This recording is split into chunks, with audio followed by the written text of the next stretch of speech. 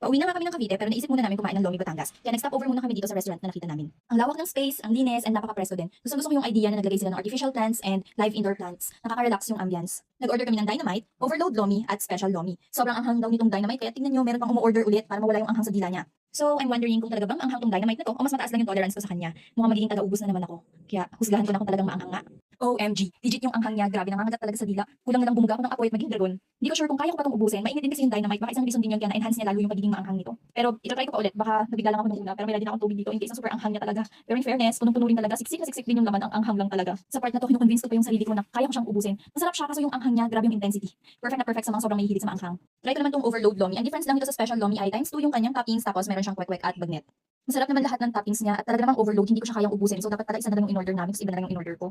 For dessert, dito talaga ako nag-enjoy sa halo-halo nila. Para sa akin sobrang sarap talaga nito. Isa lang din yung in-order namin kasi ang laki na niya. Pinaghatian na lang namin pero halos hindi rin namin maubos kasi busog na talaga kami sa dami ng orders namin.